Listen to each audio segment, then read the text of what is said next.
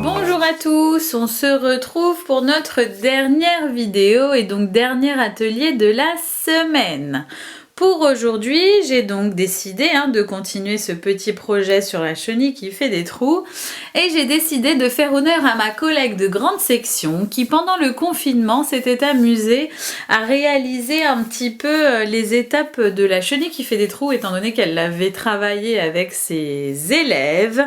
Je trouve que c'est très bien fait, le rendu est top et très ressemblant, donc je propose de partir de son document pour pouvoir aujourd'hui tenter avec vos loulous de réaliser la chenille qui fait des trous.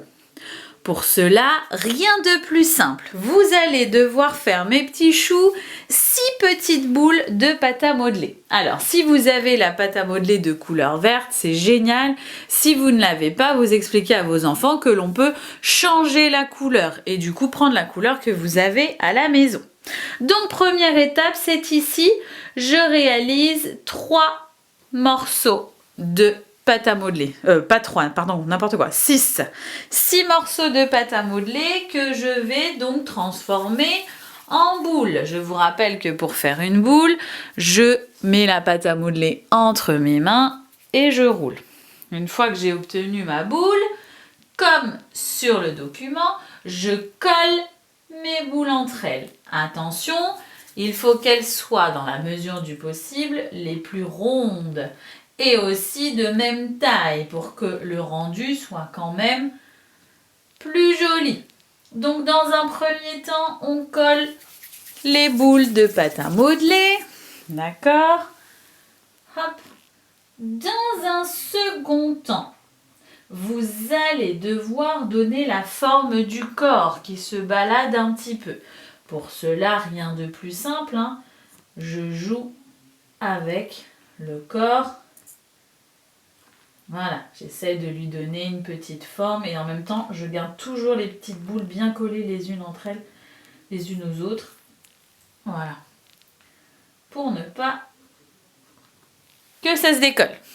D'accord? Une fois qu'on a fait cela, nous rajoutons la petite tête de la chenille. Alors la petite tête de la chenille doit être quand même un peu plus grosse que les autres boules. Donc vous prenez plus de quantité et une fois que vous prenez suffisamment de quantité, vous faites de nouveau une boule pour faire la tête. Et vous l'accrochez bien au corps. D'accord? Une fois que nous arrivons là, cette étape-ci, je vous propose de la simplifier. Là, c'était pour des grandes sections. Donc, je vous propose dans un premier temps de ne prendre qu'une couleur.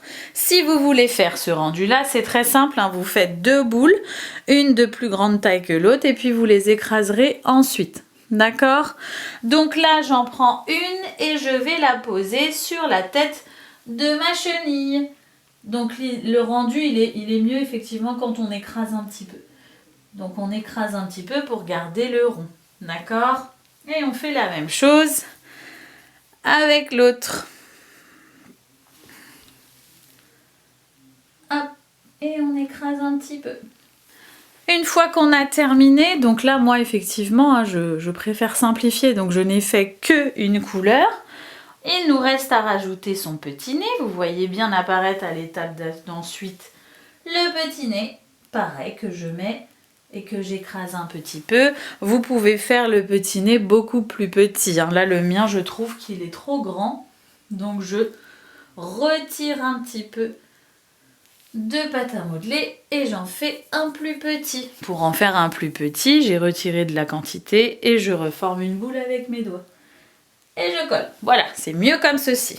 Et ensuite, dernière étape, je lui mets ses petites oreilles. Donc là, une légère forme est donnée. Encore une fois, si votre enfant n'y arrive pas, ce n'est pas un problème. Ce qui compte, c'est de faire un tout petit boudin. D'accord, qui ressemble, alors on voit pas très bien, je suis désolée, à chaque fois c'est un peu, qui ressemble à, voilà, un petit boudin comme ça, qui ressemble à une petite oreille, et vous venez ensuite la coller, la poser sur la tête. Et vous faites pareil avec la deuxième petite oreille. D'accord? Hop, si c'est trop grand, comme c'est le cas pour moi, hop, on enlève un petit morceau et on lui redonne sa forme. Hop, le surplus, je le pose. Et j'ai terminé ma petite chenille. Je vais essayer de zoomer. Voilà, pour que vous puissiez la voir de plus près. Et si vos enfants réalisent cela, c'est déjà pas mal du tout. D'accord ? Donc je récapitule, pour cet atelier vous allez avoir besoin de 6 boules de pâte à modeler, de préférence de couleur verte, une boule supplémentaire un peu plus importante en rouge, les yeux, moi ici je les ai fait en noir, en marron, j'aurais pu les faire en jaune, hein, c'est vrai, ou en vert. J'ai fait en marron pour dissocier un petit peu, mais vous pouvez faire de la couleur de la vraie chenille qui fait des trous, c'est-à-dire que c'est jaune et vert, mais encore une fois, jaune et vert, je trouve que c'est un peu difficile pour l'instant de leur demander de fusionner deux couleurs et d'écraser l'une dans l'autre.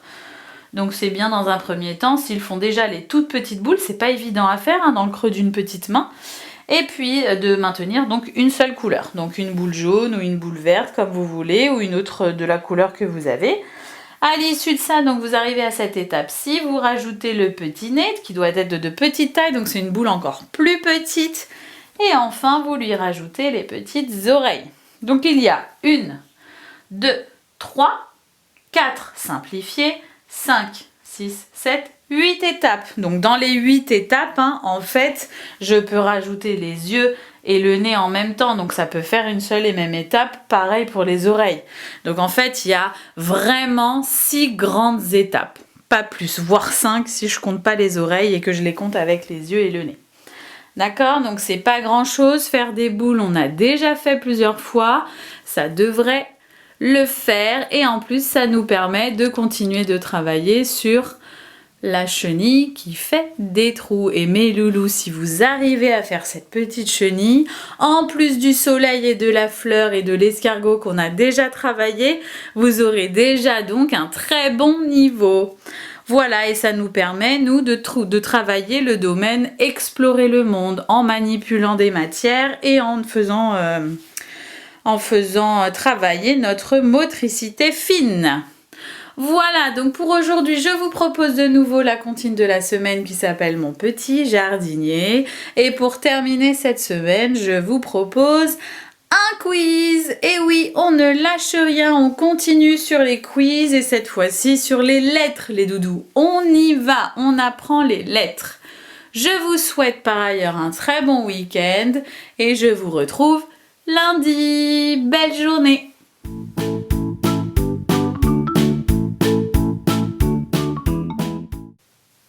Donc pour cette comptine de la semaine, le titre est Le petit jardinier.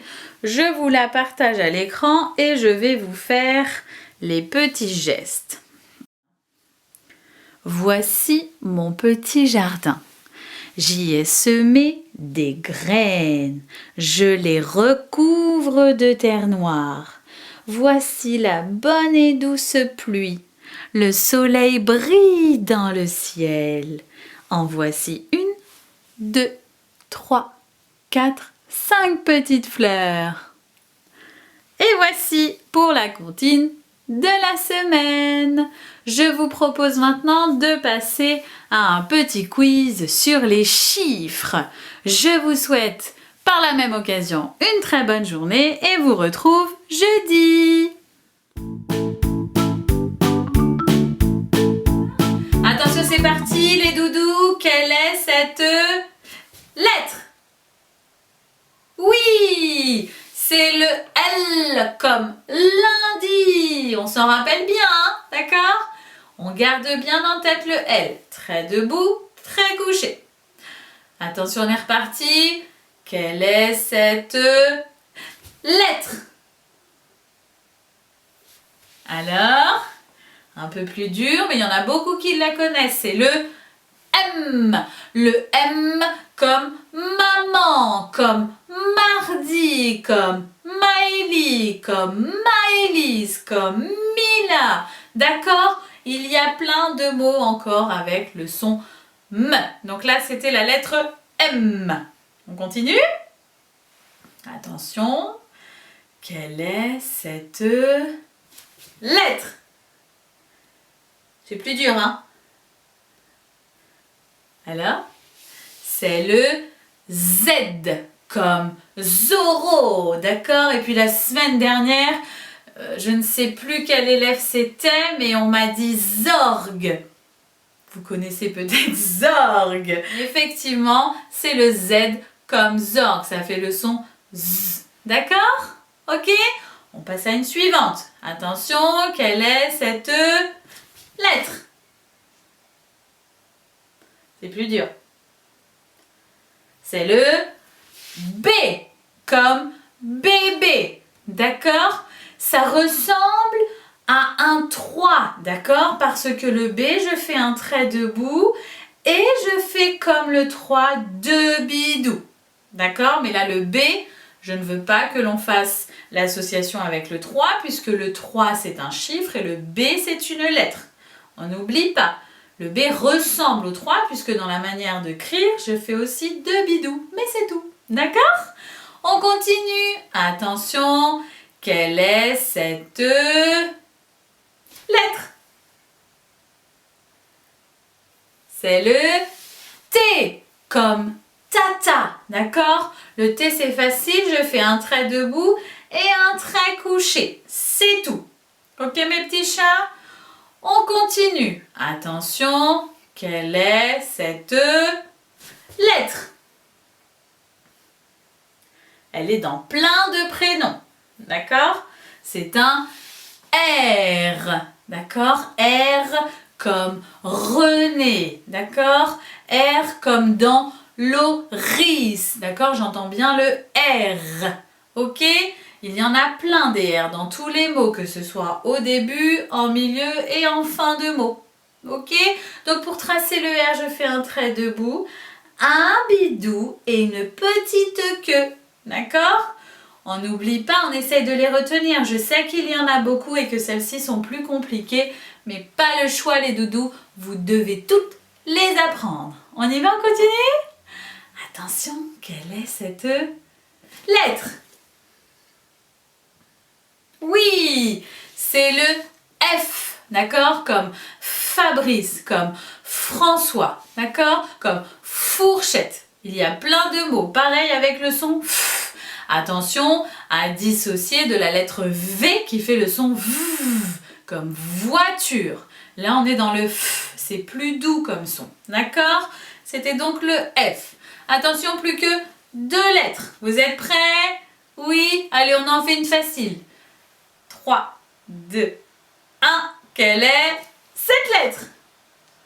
Oui, ça vous la connaissez mieux maintenant, c'était bien le A.